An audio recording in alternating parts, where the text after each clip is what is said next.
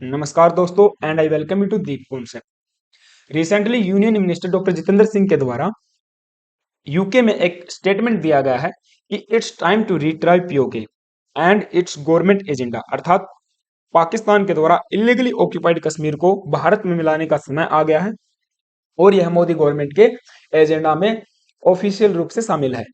आज के लेक्चर में हम लोग डिस्कस करेंगे कश्मीर का इतिहास, कश्मीर सम्राट ललितादित्य मुक्ता पिंड से महाराजा हरि सिंह तक, और वर्तमान में पाकिस्तान और इंडिया का इसके ऊपर क्या स्टैंड है, विश्व इसको किस नजरिए से देखता है, and how it can be possible to take back PoK from Pakistan. ये हमारा पार्ट 1 रहेगा। लेकिन उससे पहले हम लोग वर्तमान की जो न्यूज है उसके ऊपर नजर डाल लेते हैं। हिंदुस्तान टाइम्स ने इसको कवर किया है। The minister says PoK very much on Modi government agenda if Nehru had allowed.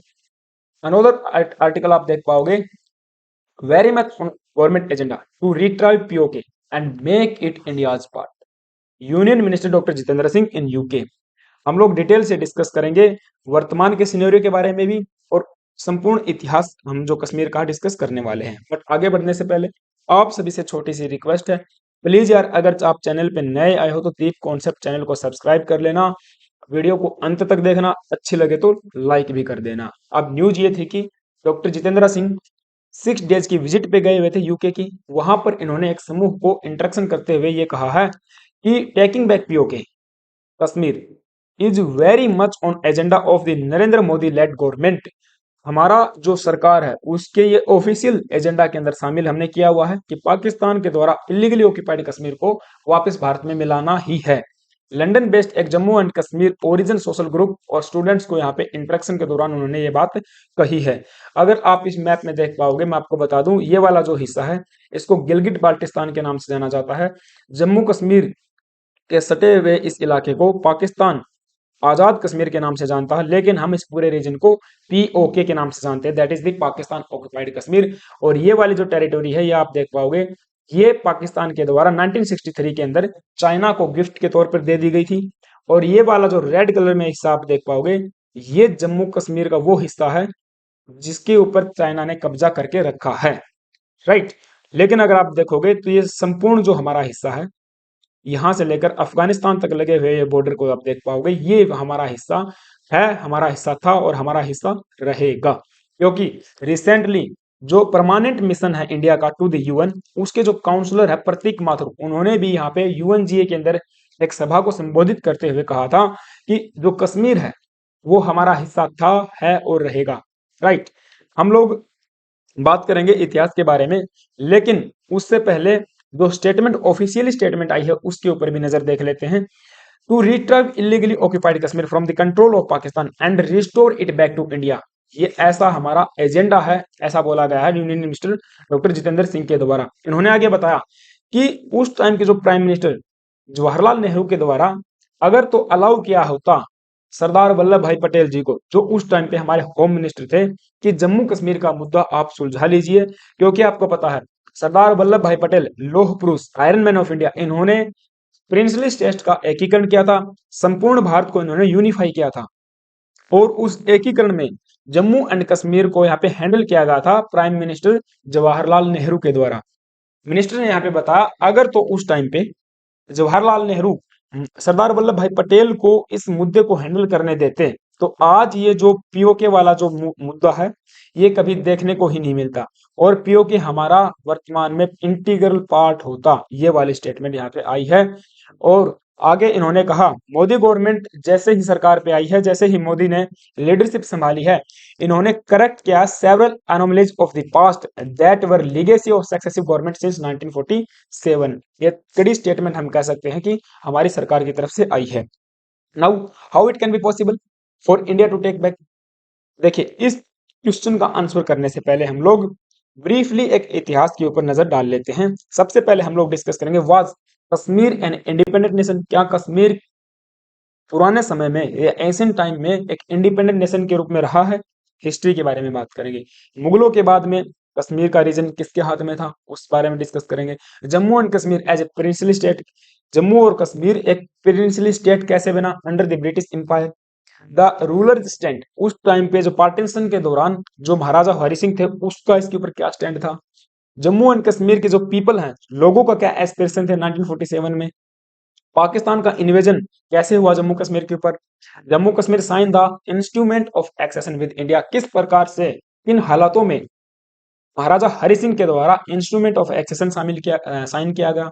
India brings the United nation into the picture, किस प्रकार से हम लोग मुद्दे को यूएन में लेके गए, UN resolution of Jammu and Kashmir, why no plebiscite और referendum was held in the Kashmir yet, आज तक वर्तमान में 1947 से लेकर आज तक हमने क्यों कोई भी जनमत संग्रह वहां पे नहीं करवाया है।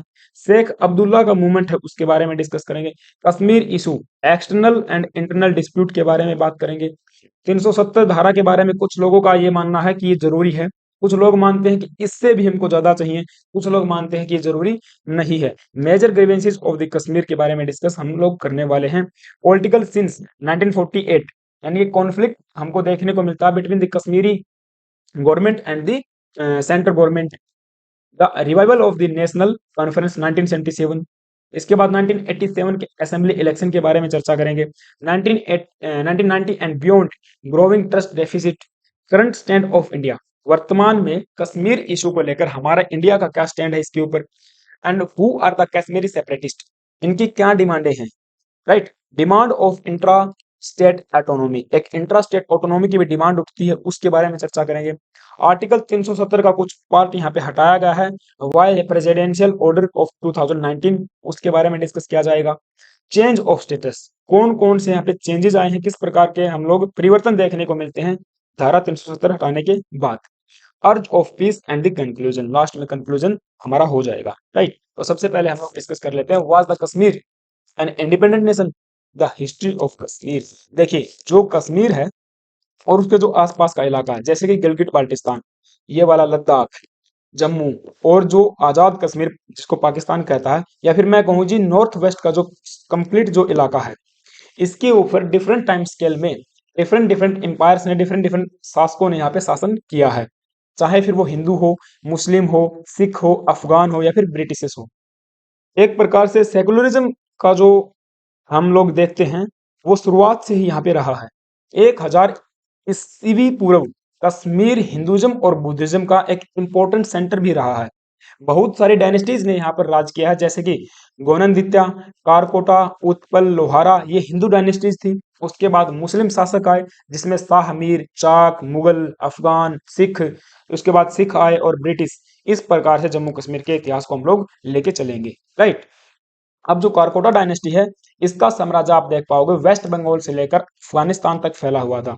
तो आप यहाँ पे देख पा रहे हो कश्मीर संपूर्ण रूप से अगर देखोगे कारकोटा डायनेस्टी के अंडर में था।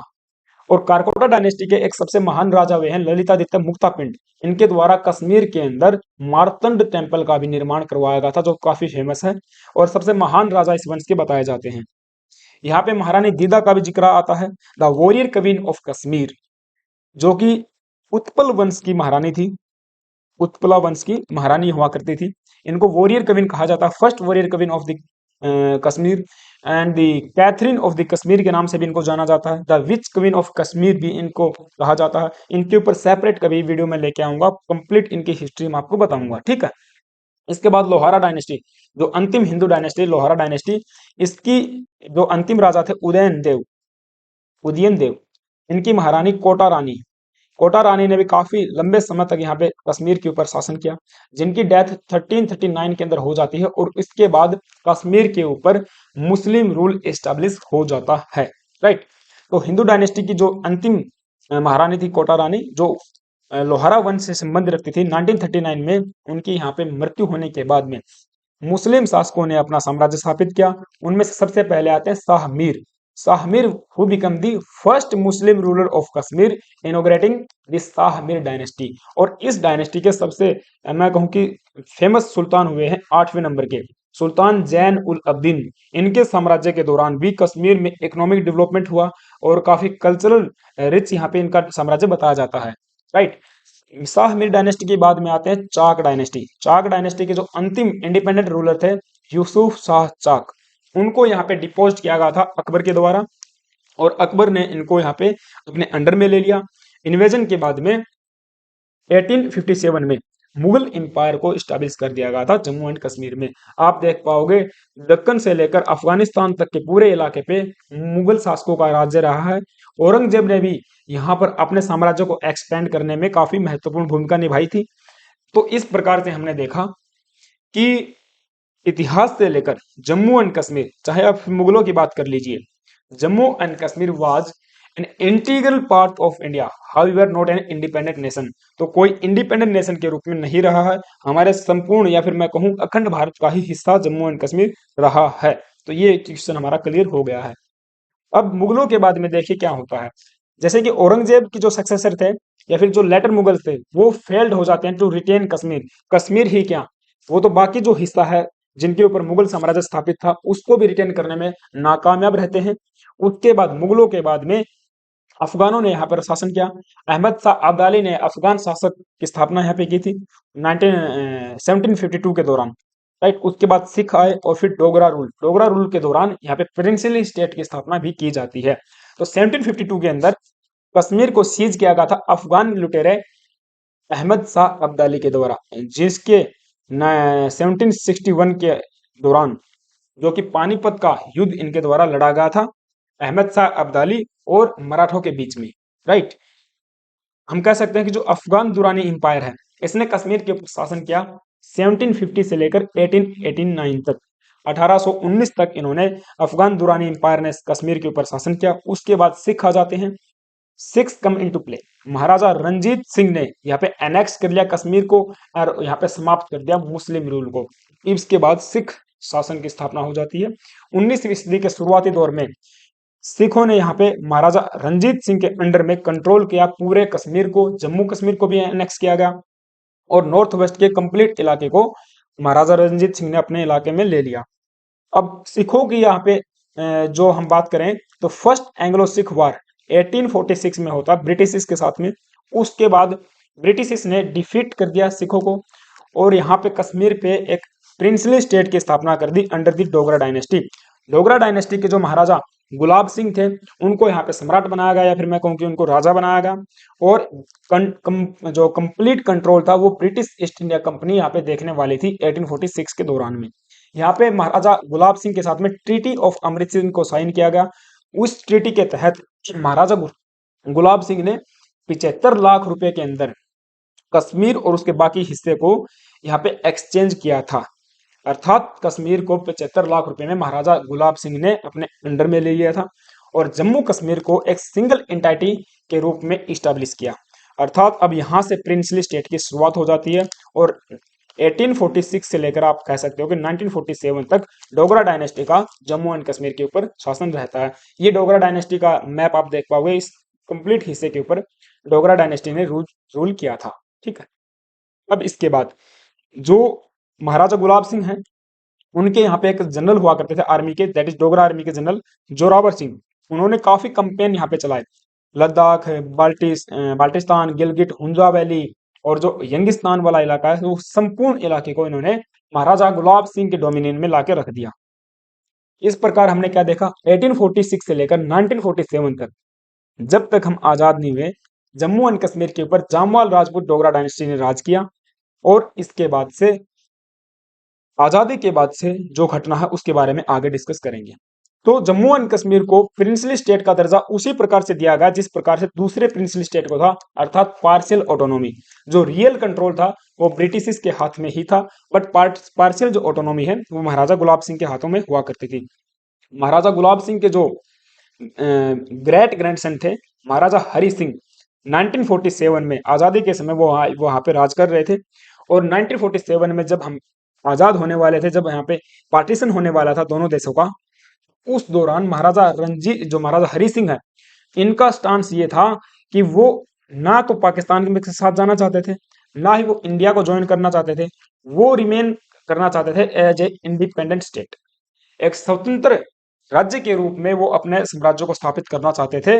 अर्थात पाकिस्तान और भारत के साथ में वो जाना नहीं चाहते थे।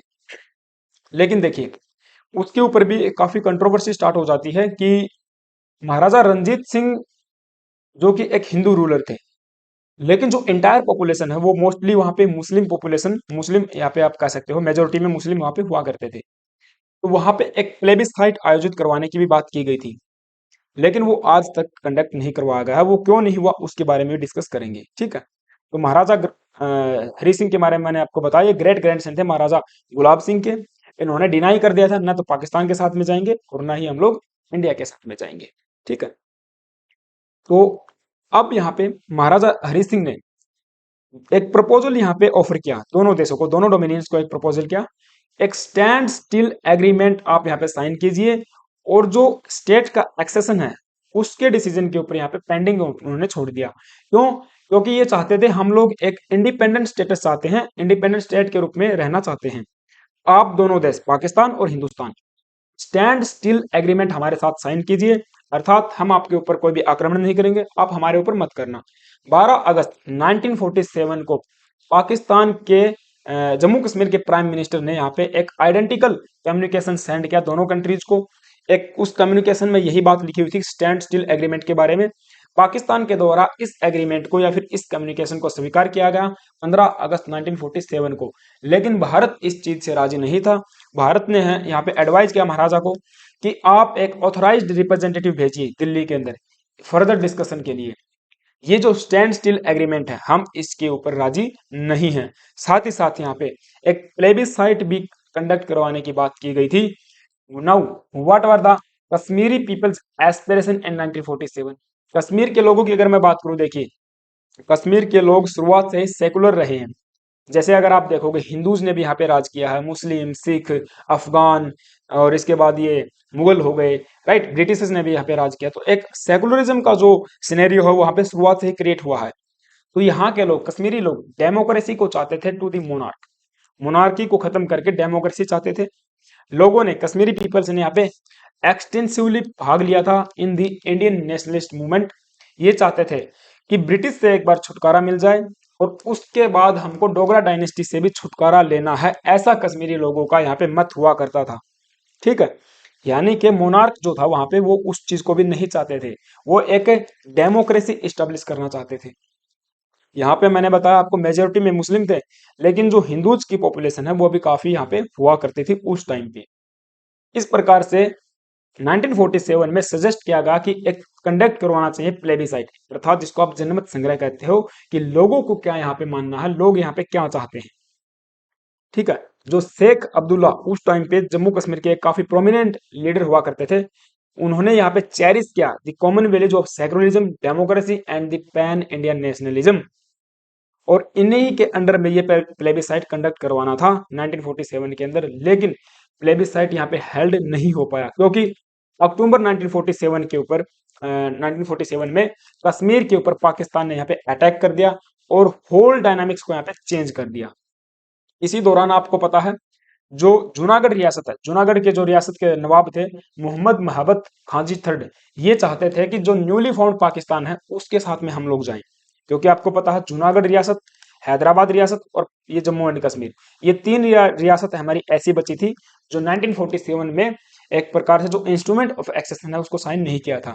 जूनागढ़ क्या चाहता था? जूनागढ़ के नवाब चाहते थे कि पाकिस्तान के अंदर जाना, राइट। हैदराबाद की कहानी आपको पता है, ऑपरेशन पोलो के तहत वहां पे मिलाया गया था भारत में, और जम्मू कश्मीर की कहानी हम डिस्कस कर ही रहे हैं। तो जूनागढ़ के नवाब तो चाहते थे पाकिस्तान में मिल जाना, लेकिन जूनागढ़ की जो पॉपुलेशन है वो मोस्टली हिंदूज हुआ करती थी, इसलिए यहाँ पे कन्फ्लिक्ट देखने को मिला बिटवीन दी जूनागढ़ के नवाब और जनता के बीच में। इसीलिए यहाँ पे एक प्लेबिसाइट आयोजित करवाया गया। उसका रिजल्ट ये हुआ कि जूनागढ़ को इंटीग्रेट कर दिया गया विद द इंडिया, अर्थात जूनागढ़ को प्लेबिसाइट से हमने इंडिया में मिला लिया। लेकिन पाक जम्मू कश्मीर में प्लेबिसाइट इसलिए नहीं हुआ क्योंकि अक्टूबर 1947 में ही पाकिस्तान के द्वारा यहाँ पे जो रिबल ग्रुप थे, पाकिस्तान की आर्मी या फिर जो भी वहां पे टेररिस्ट ग्रुप थे, उनके द्वारा जम्मू कश्मीर पे एनेक्स कर दिया गया। ये आप देखो थोड़ा अगर पढ़ पाओगे यहाँ पे अक्टूबर 23 1947 की यहाँ पे न्यूज है, कश्मीर एक्सीडेड टू इंडिया। लेकिन अक्टूबर 22 और की शाम को ही और अक्टूबर 23 को ही पाकिस्तान के द्वारा यहाँ पे हमला कर दिया गया था। यहाँ पे लिखा हुआ है कि plebiscite soon on the rulers decision, लेकिन प्लेबिसाइड हो ही नहीं पाया क्योंकि जो शेख अब्दुल्ला थे वो यहाँ पे एंट्रीम गवर्नमेंट बनाने वाले थे, उनकी ही लीडरशिप में ये वाला चीज होने वाली थी। लेकिन जैसे ही पाकिस्तान की सेना ने यहाँ पे अटैक किया तो महाराजा हरि सिंह जो थे उन्होंने governor general of free India Mountbatten को यहाँ पे संपर्क किया और उन्होंने असिस्टेंस मांगी। अब यहाँ पर भी एक थोड़ी सी लूप होल की बात हो जाती है कि जो हमारे इंडिया की तरफ से एट ए टाइम वहां पे रिस्पॉन्स नहीं आया। जैसे ही आपने देखा कि 22 और 23 अक्टूबर की रात को कश्मीर के ऊपर हमला किया गया है, अक्टूबर 1947 में, और बहुत सारे एक लार्ज हिस्से के ऊपर पाकिस्तान ने कंट्रोल यहाँ पे कर लिया था। ठीक है, लेकिन हमारे इंडिया ने कहा कि भारत की सरकार ने कहा भाई आप ऐसा देखिए, हम आपकी मदद करेंगे। हम आपकी मदद कब करेंगे? जब आप एक इंस्ट्रूमेंट ऑफ एक्सेशन यहाँ पे साइन कर लोगे। महाराजा हरि सिंह को यहाँ पे निर्देश दिए गए। तो महाराजा हरि सिंह ने, अगर आप देख पाओगे तो 26 अक्टूबर की बात हो जाएगी, 26 अक्टूबर 1947 को ये इंस्ट्रूमेंट ऑफ एक्सेशन साइन किया गया। इस दौरान काफी बड़े हिस्से के ऊपर पाकिस्तान की फोर्सेज के द्वारा कब्जा कर लिया गया था।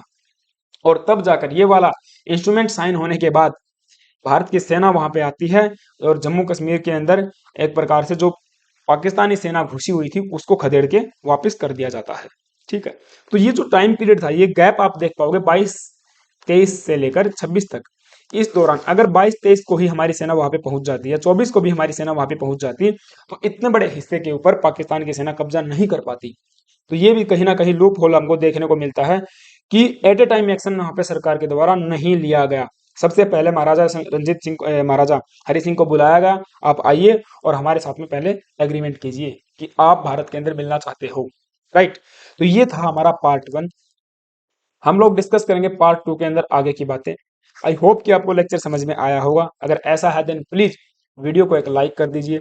चैनल पे नए आए हो तो एक सब्सक्राइब कर लीजिए। एक सब्सक्राइब मुझे काफी हौसला देता है। राइट, तो आगे के डिस्कस करेंगे, आगे का लेक्चर भी जरूर देखना। तो thank you guys, have a nice day.